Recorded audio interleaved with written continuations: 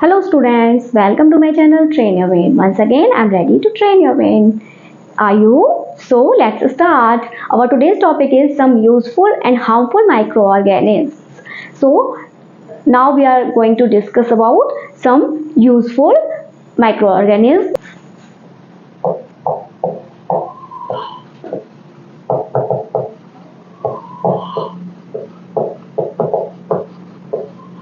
For class 8th. हमने micro organism के types के बारे में डिस्कस कर चुके हैं, तो आज हम डिस्कस करेंगे कुछ यूजफुल माइक्रो ऑर्गेनिज्म के बारे में। आप सभी जानते हैं कि micro organism are both useful और हार्मफुल फॉर द मैन, लेकिन ये जो है जब हमारे लिए यूजफुल होते हैं then they serve in many ways to us, but when they are harmful they causes disease and decay organic matter. Now we are going to discuss about some useful microorganism. तो यहाँ पर देखिए हम सब बात करते हैं, पॉइंट टू पॉइंट बात करते हुए चलेंगे हम कि कौन कौन से माइक्रोऑर्गेनिज्म किस किस तरह से हमें सर्व करते हैं हमारी डेली लाइफ में। तो सबसे पहला पॉइंट है कर्ड फ्रॉम मिल्क, यानी मिल्क से कर्ड बनाने के लिए। तो मिल्क से कर्ड बनाने के लिए जो है लैक्टोबैसिलस नाम का बैक्टीरिया रेस्पॉन्सिबल होता है। लैक्टोबैसिलस बैक्टीरिया जो होते हैं वो क्या करते हैं कि जब वो मिल्क में इनको ये ऐड हो जाते हैं मिल्क में, तो ये मिल्क में एक लैक्टेज नाम का शुगर पाया जाता है। उस लैक्टेज नाम के शुगर से ये लैक्टिक एसिड में कन्वर्ट कर देते हैं, और जब मिल्क में एसिड बन जाता है तो वो मिल्क में केसीन नाम का जो प्रोटीन पाया जाता है वो लैक्टिक एसिड उस प्रोटीन के लम्प्स बना देता है, और वही लम्प्स जो है वो कर्डलिंग ऑफ मिल्क कहलाती है। तो इस तरह से आपका मिल्क से कर्ड बनकर तैयार होता है बैक्टीरिया की हेल्प से। सेकेंड पॉइंट हमारा प्रिपेयरिंग चीज फ्रॉम मिल्क, यानी कि मिल्क से जो चीज बनाते हैं उसमें भी लैक्टोबैसिलस बैक्टीरिया ही हमारी हेल्प करता है। क्योंकि कॉटेज चीज जो देखा है, यानी घरों में जो हम लोग पनीर बनाते हैं तो कैसे बनाते हैं, या तो आप मिल्क में थोड़ा सा गर्म मिल्क में एकदम उबाल लेते हैं पहले मिल्क को, और फिर उसमें थोड़ा सा या तो आप कर्ड मिलाते हैं या फिर विनेगर मिलाते हैं, जिससे कि वो दूध जो है आपका तैयार हो जाता है चीज बनके। तो ऐसा कैसे होता है कि ये जो लैक्टिक एसिड होता है ना, ये विनेगर का एसिटिक एसिड या फिर ये लैक्टिक एसिड जो होता है लैक्टोबैसिलस बैक्टीरिया जो बना देती है मिल्क में, ये क्या करता है कि वो जो गर्म दूध में मिलाते हैं उसको, तो फिर वो केसीन के वो है जो कोगुलेट कर देता है उसको, यानी कि अलग अलग थक्के से बना देता है। तो आपने कभी देखा होगा पनीर बनते हुए अगर अपने घर में, तो आप देखते हैं ना कि वाटर पार्ट अलग हो जाता है और जो केसीन यानी प्रोटीन पार्ट होता है चीज का, सॉरी प्रोटीन पार्ट जो होता है मिल्क का, वो कोगुलेट हो जाता है, यानी थक्के से बन जाते हैं उसमें, और उसको स्ट्रेन से अलग अलग कर लिया जाता है। तो इस तरह से जो है वो तैयार होता है चीज बनकर। और विनेगर जो है वो विनेगर भी जो है माइक्रोब्स की हेल्प से ही बनके तैयार होता है, जो कि अभी हम आगे बात करने वाले हैं इसके बारे में। तो इसलिए प्रिपेयरिंग ऑफ चीज में भी जो है माइक्रो ऑर्गेनिज्म हमारी हेल्प करते हैं। थर्ड है मेकिंग ऑफ ब्रेड। ब्रेड को बनाने के लिए जो है वो ईस्ट का यूज किया जाता है। आपने सुना भी होगा, मार्केट में मिलती है बेकर्स ईस्ट के नाम से ईस्ट मिलती है मार्केट में, या ये ग्रेनुलर फॉर्म में मिलती है या फिर कुछ सॉलिड सी फॉर्म में मिलती है, पाउडर फॉर्म में या ग्रेनुलर फॉर्म में मिल जाती है। तो जब ब्रेड बनाने के लिए क्या करते हैं, डो में ईस्ट को मिला देते हैं। ईस्ट को जब मिलाते हैं तो वहाँ ईस्ट जो डो में मिलने के बाद रिप्रोडक्शन की प्रोसेस उसमें रैपिड हो जाती है, उसको थोड़ा हॉट वेदर में गर्म जगह पर रख देते हैं उस डो को लगा के। तो क्या होता है, जहाँ थोड़ा सा हॉट वेदर इसको मिलता है तो क्या ईस्ट जो है जल्दी से रिप्रोड्यूस करना शुरू करती है, उसमें बडिंग्स होती हैं, और फिर जो रेस्पिरेशन की प्रोसेस होती है इस वजह से वो कार्बन डाइऑक्साइड रिलीज करती हैं। वही कार्बन डाइऑक्साइड के बबल्स जो हैं वो आपके डो में आने लगते हैं, और डो को जो क्या है ना उसका वॉल्यूम बढ़ा देते हैं डो का। तो इस प्रोसेस को जाता है फर्मेंटेशन ऑफ डो। तो ये डो को जो है फर्मेंट कर देता है ईस्ट, और उसके बाद जब आप उस डो को बेक करते हैं तो कार्बन डाइऑक्साइड जो है हीट होकर रिलीज हो जाती है डो में से, और जब बेक होकर आपकी ब्रेड निकलती है तो वो कैसी फ्लफी होती है, यानी कि मुलायम सी होती है और स्पंजी बनती है। तो ऐसे ही केक और पेस्ट्रीज या ब्रेड बनाने के लिए जो है ईस्ट का यूज किया जाता है। ईस्ट जो है एक फंगस होता है, ये फंगस की कैटेगरी में आता है, और ये जो है बैक्टीरिया की कैटेगरी में आते हैं, लैक्टोबैसिलस बैक्टीरिया होते हैं। तो इस तरह से माइक्रोब्स अलग अलग तरह के माइक्रोब्स हमें अलग अलग तरह से सर्व करते हैं। ऐसे ही एल्कोहलिक फर्मेंटेशन की बात हो रही है कि एल्कोहलिक फर्मेंटेशन कैसे होता है। तो अल्कोहलिक फर्मेंटेशन भी ईस्ट की हेल्प से ही होता है कि जब जो शुगर का वेस्ट बचता है, जब हम शुगर केन से शुगर निकालते हैं ना, तो जो जूस से तो शुगर बन जाती है, अपनी शुगर फॉर्मेशन होता है, जो वेस्ट शुगर होती है उसमें क्या होता है, ईस्ट मिला दिया जाता है। तो ईस्ट जो है उसको फर्मेंट कर देता है और फर्मेंट होने के बाद वहाँ एथिल अल्कोहल बन जाता है, जो कि अल्कोहलिक फर्मेंटेशन कहलाता है। यानी कि इससे बियर और वाइन बना के तैयार की जाती है। जब जैसे कि अगर फ्रूट जूस में या फिर ग्रेप्स है, ऑरेंज है या एप्पल जूस, इनमें मिला दिए जाते हैं तो ये वाइन बनके तैयार होती है ऐसी। और बार्ली, माइस और अदर ग्रेन्स के जब ये सॉल्यूशन में मिलाए जाते हैं तो ये जो है वो बियर बनके तैयार होती है। तो ये अल्कोहलिक फर्मेंटेशन जो है वो ईस्ट की वजह से ही होता है। प्रिपेयरिंग विनेगर, विनेगर भी जो है वो ईस्ट की हेल्प से ही बनता है। जब अल्कोहलिक फर्मेंटेशन हो जाता है ग्रेप्स या एप्पल के जूस में, तो क्या करते हैं, उसमें एक बैक्टीरिया ऐड कर दिया जाता है, एसिटोबैक्टर एसिटी नाम का बैक्टीरिया होता है, जो उस फ्रूट जूस से जो वाइन बन के तैयार होती है उसमें ऐड कर दिया जाता है। तो उसका फर्दर फर्मेंटेशन होने लगता है और उस जूस का जो फर्दर फर्मेंटेशन होता है तो उससे में एसिटिक एसिड बन के तैयार होता है, जिससे कि हम विनेगर बोलते हैं।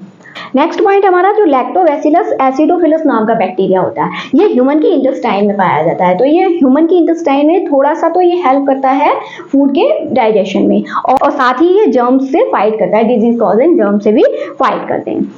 अब हमारा नेक्स्ट 7th पॉइंट है medicinal use of microbes. Microbes जो है वो मेडिसिनल यूज में, मेडिसिन बनाने में भी यूज होते हैं। जैसे एंटीबायोटिक्स बनाने में जो है वो कुछ बैक्टीरिया या फंगस जो है वो एंटीबायोटिक्स बनाने में यूज होते हैं। तो सबसे पहले जो है वो अलेक्जेंडर फ्लेमिंग नाम के एक साइंटिस्ट हुए, उन्होंने सबसे पहले जो है पेनिसिलियम नाम की फंगस मोल्ड होता है, उससे पेनिसिलिन नाम की जो है वो एंटीबायोटिक बनाई। और इसी तरह से स्ट्रेप्टोमाइसिन, टेट्रासाइक्लिन और इरेथ्रोमाइसिन नाम की जो एंटीबायोटिक्स होती हैं वो फंगस और बैक्टीरिया से बनकर ही तैयार की जाती है। नेक्स्ट पॉइंट हमारा मेडिसिनल यूज में ही सेकेंड पॉइंट हमारा वैक्सीन। तो वैक्सीन जो है वो जर्म बियरिंग फ्लूइड होता है, जो कि हमारी बॉडी में या ओरली इंसर्ट किया जाता है या फिर इंजेक्शन इंसर्ट कर दिया जाता है। तो उससे क्या होता है कि जो भी जर्म्स उसमें होते हैं उनके अगेंस्ट हमारी बॉडी जो है एंटीबॉडीज बनाने लगती है, जो कि अगर फर्दर इन्फेक्शन होगा उन जर्म्स का हमारी बॉडी में तो वो एंटीबॉडीज तेजी से बनेंगे और उन जर्म्स से फाइट कर सकेंगे। जैसे वैक्सीन में आप लोगों ने कोरोना के टाइम में सब अच्छे तरह से वैक्सीनेशन के बारे में समझा होगा। एप्लीकेशन ऑफ वैक्सीन को बोला जाता है वैक्सीनेशन। तो कोरोना के टाइम में आप लोग वैक्सीन को बहुत अच्छे से समझ गए होंगे कि वैक्सीन क्या होती हैं और वो किसी भी डिजीज से को हमारी बॉडी में जो है वो इम्यून सिस्टम हमारा डेवलप करती हैं किसी भी डिजीज के अगेंस्ट। तो ऐसे यूज किया जाता है। जैसे आपने पोलियो ड्रॉप भी सुना रखा होगा, तो जो कि ओरली पहुंचाई जाती है, यानी माउथ से मुंह में ड्रॉप्स की फॉर्म में होती है, तो बच्चों के मुंह में डाल दी जाती है 2-4 ड्रॉप्स, तो वो वैक्सीनेशन हो जाता है उनका इस तरह से। और ऐसे ही जैसे हेपेटाइटिस की वैक्सीन लगती है या फिर और भी अदर वैक्सीनेशन होता है जो भी इंजेक्शन से लगती हैं हमें, तो वो सब जो है वो मेडिसिनल यूज भी रहता है। माइक्रोब्स जो है वो मेडिसिन बनाने में भी यूज होते हैं इस तरह से। ऐसे ही increase soil fertility next point हमारा। तो आपको पता ही है कि ब्लू ग्रीन एल्गी और राइजोबियम नाम के जो बैक्टीरिया होते हैं वो सॉइल में नाइट्रोजन फिक्सेशन करके देते हैं, जो कि हमारी सॉइल की फर्टिलिटी को बढ़ाते हैं। नेक्स्ट पॉइंट हमारा क्लीनिंग ऑफ एनवायरनमेंट। तो आप सभी जानते हैं कि माइक्रोब्स जो है वो ऑर्गेनिक मैटर को डिकेइंग का काम करते हैं, तो जिससे कि हमारा एनवायरनमेंट क्लीन बना रहता है। कि अगर डिके नहीं होगा ऑर्गेनिक मैटर तो फिर सारा गार्बेज इकट्ठा होता रहेगा ना, तो इसलिए डिकेइंग करके वो जो है उसको मैन्योर में चेंज कर देते हैं, और मैन्योर जो है वो हमारे खेतों में काम, फील्ड्स में काम आती है, हमारी जो क्रॉप्स होती है उसके लिए न्यूट्रिएंट्स देने का काम करती है। ऐसी बायोगैस प्लांट आप जानते होंगे कि बायोगैस प्लांट जो गाँव में बनाए जाते हैं उससे क्या होता है कि उसमें सारा गार्बेज और एक्सक्रीट ऑफ एनिमल्स एंड जो जितना भी वेस्ट मटेरियल होता है फ्रॉम द फील्ड्स, यानी क्रॉप का जो जितना वेस्ट मटेरियल होता है वो सारा एक पिट में वो बायोगैस प्लांट बने होते हैं, तो उसमें एक साइड वो सारा भर दिया जाता है। उससे क्या होता है फिर जो भी गैस का फॉर्मेशन होता है उसमें से मीथेन गैस निकलती है, जो कि क्या होती है कि ज्वलनशील होती है, तो उस वजह से वो जो है यूज की जाती है for cooking the food.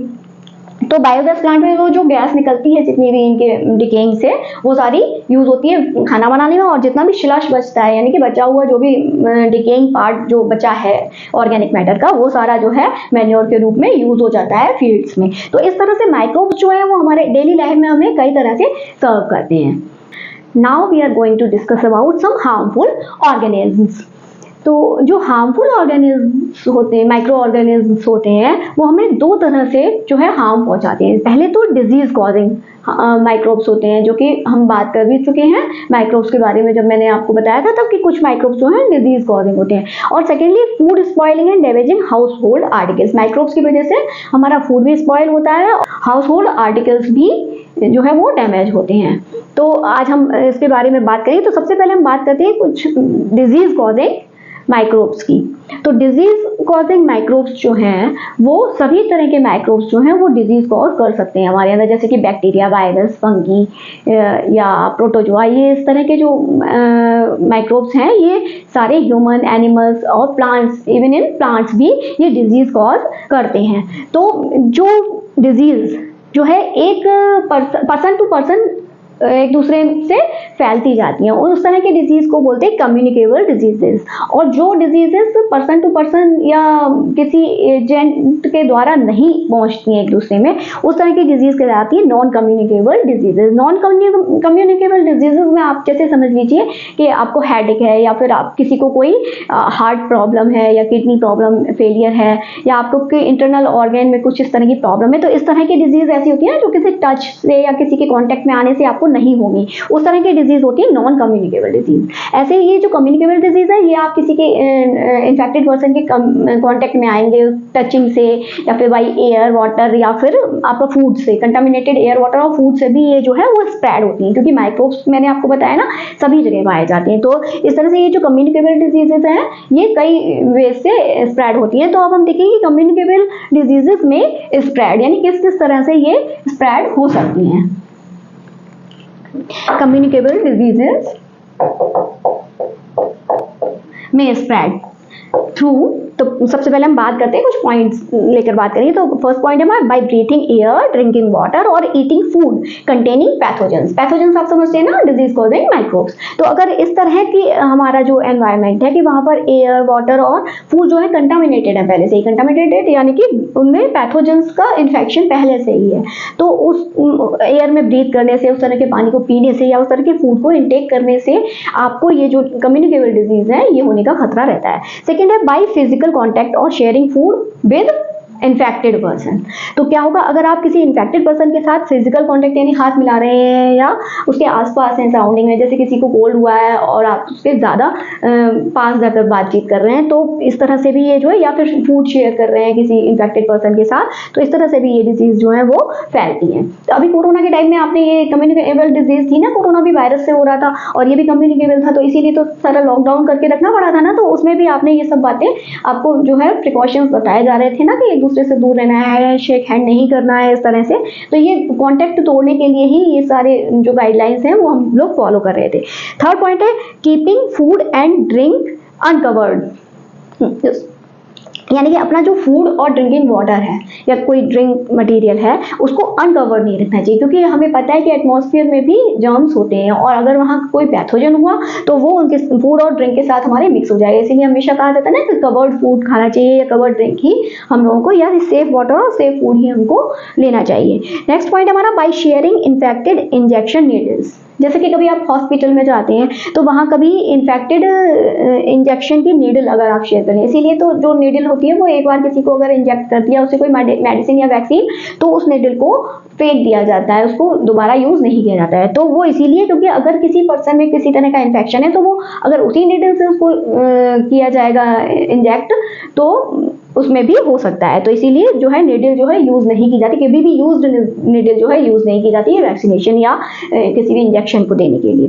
Through insects, house fly और मॉस्किटो टाइप के जो इंसेक्ट्स होते हैं इनसे भी कई कम्युनिकेबल डिजीजेस हो जाती हैं, क्योंकि आपको पता है कि हाउस फ्लाई जो है वो कहाँ गंदगी में बैठती है और फिर आके आपका फूड मटेरियल पर बैठती है, तो वो आपके फूड मटेरियल को कंटामिनेट करती है। ऐसे हाउस फ्लाई मॉस्किटो जो है उनमें भी आपको पता है कि मलेरिया फैलाने वाला जो है वो प्रोटोजोआ एनोफिलीज नाम के उसमें मॉस्किटो में मिलता है। तो इस तरह से कुछ डिजीजेस हैं जो मॉस्किटो या हाउस फ्लाई यानी इंसेक्ट्स के थ्रू भी फैलती हैं। कॉकरोचेस वगैरह होते हैं, ये आपके किचन में आते हैं तो ये भी गंदगी फैलाते हैं।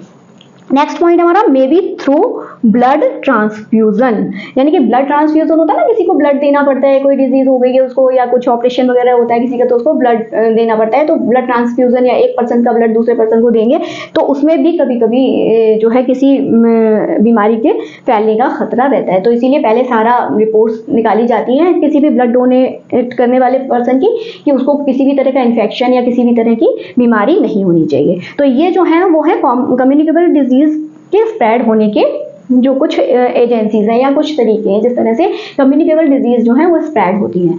अब कहा जाता है ना कि precaution is better than cure, तो आपको कोई डिजीज हो इससे पहले ही आपको कुछ प्रिकॉशन लेने चाहिए, यानी कुछ प्रिवेंशन लेने चाहिए। तो इन पॉइंट से ही हम निकाल सकते हैं कि हमें किस किस तरह से प्रिवेंट रहना चाहिए डिजीज, कम्युनिकेबल डिजीजेस के अगेंस्ट हमें किस किस तरह के प्रिवेंशन लेने चाहिए। तो देखिए इन्हीं पॉइंट्स से हम अपने प्रिवेंशन भी समझते जाते हैं कि भाई ब्रीथिंग एयर यानी कंटामिनेटेड वाटर, एयर और ड्रिंकिंग वाटर, एयर, वाटर और फूड जो है वो हमारे अंदर नहीं पहुंचाने देते, यानी कि कीप योर सराउंडिंग क्लीन। तो अगर हम अपना सराउंडिंग क्लीन रखेंगे तो वहाँ पैथोजेंस होने का खतरा कम रहेगा और हमारा फूड, वाटर और एयर भी कंटामिनेटेड नहीं होगा। तो इससे ये पॉइंट निकल के आता है कि keep your surrounding clean. By physical contact और शेयरिंग फूड से जो फैल रही है बीमारियां, तो फिर हम क्या करेंगे, इन्फेक्टेड पर्सन के साथ हम अपना वाटर और फूड शेयर नहीं करेंगे और उससे कॉन्टैक्ट जो है दूरी बनाकर रखेंगे। जैसे कोरोना में आपसे कहा जाता था ना 2 गज की दूरी बहुत ज़रूरी है, तो वो इसीलिए कि जिससे कि आपका फिजिकल कॉन्टैक्ट ना रहे या हैंड शेक नहीं करना है। 2 गज की दूरी इसलिए क्योंकि ये जो एयर के थ्रू भी जो है वो माइक्रोब्स जो है वो ट्रांसमिट हो जाती हैं, इसलिए तो इस में हमें क्या, इससे हमारा कौन सा पॉइंट निकल के आएगा कि हमें अवॉइड फिजिकल कॉन्टैक्ट और sharing food with the infected person. ऐसे ही keeping food and drink uncovered, तो अपने फूड और ड्रिंक को हमें कवर्ड करके रखना चाहिए। इससे पॉइंट निकल के आ जाएगा हमारा। बाय शेयरिंग इन्फेक्टेड इंजेक्शन और नीडल्स, तो always use new needle for inject और वैक्सीन, ठीक है, for injection and vaccine. Through insects, house fly, mosquito, तो हमें ये जो है अपने सराउंडिंग को क्लीन रखेंगे तो पहले तो इंसेक्ट वहाँ कम होंगे और अगर हो भी रहे हैं तो फिर हमें मॉस्किटो रिपेलेंट और कुछ स्प्रेज वगैरह यूज़ करने चाहिए जिससे कि इंसेक्ट्स हमारे आसपास के एरिया में कम रहें। ऐसे ही ब्लड ट्रांसफ्यूजन से पहले हमें सारी रिपोर्ट वगैरह करा लेनी चाहिए। तो इस तरह से इनका प्रिकॉशन भी किया जा सकता है कम्युनिकेबल डिजीजेस का। अब हम डिस्कस करेंगे कुछ कम्युनिकेबल डिजीजेस की और उनके कॉजेटिव माइक्रोब्स और उनके करियर की। तो यहाँ कॉजेटिव माइक्रोब्स और करियर क्या होते हैं ये समझ लेते हैं। तो कुछ कम्युनिकेबल डिजीजेस जो होती हैं वो कौन से माइक्रोब से आपको हो रही हैं, तो जिस माइक्रोब की वजह से वो आपको हो रही है वो कहलाते हैं कॉजेटिव माइक्रोब्स।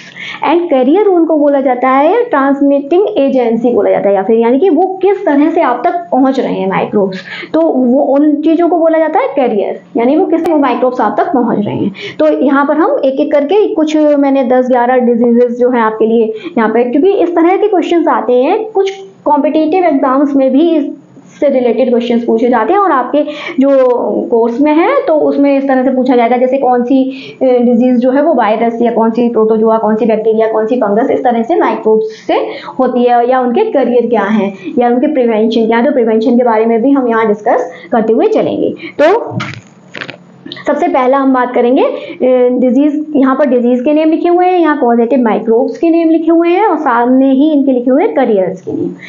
तो अब हम शुरू करते हैं। तो पहली डिजीज है हमारी डेंगी एंड चिकनगुनिया। डेंगी को कुछ लोग डेंगू भी बोलते हैं लेकिन सही प्रोनाउंसिएशन इसका डेंगी होता है, dinghy and chikungunya. Dinghy and chikungunya आपको पता है ये जो है वो वायरस से फैलने वाली जो है, इनका पॉजिटिव माइक्रोब क्या है, वायरस, यानी आपकी बॉडी में वायरस पहुंच जाता है जिससे आपको डेंगी एंड चिकनगुनिया हो जाता है। तो इसमें क्या होता है, आपको फीवर आता है और चिकनगुनिया में जॉइंट्स पेन रहता है, डेंगी में प्लेटलेट्स आपकी कम होने लगती हैं। तो ये जो है ये डेंगी तो बहुत ही खतरनाक भी रहती है, इसकी वजह से डेथ भी कॉज हो जाती है। जब पहले लोगों को नहीं पता था इस बीमारी के बारे में ज़्यादा, तो अभी तो खैर प्रिकॉशंस ले लिए जाते हैं या फिर अब तो मेडिसिन भी तैयार की जा चुकी हैं इनके लिए। तो ये जो है इनके कैरियर क्या होता है, यानी कि किस वजह से ये फैलती है, तो ये मॉस्किटो बाइट से फैलती है, ये दोनों ही बीमारियां, डेंगी एंड चिकनगुनिया। तो कौन से मॉस्किटो, उस मॉस्किटो का नाम भी यहाँ पर अलग से दिया गया है कि एडीज स्पीशीज के मॉस्किटो होते हैं, उसकी वजह से ये डेंगी और चिकनगुनिया नाम की जो है आपको बीमारी होती है।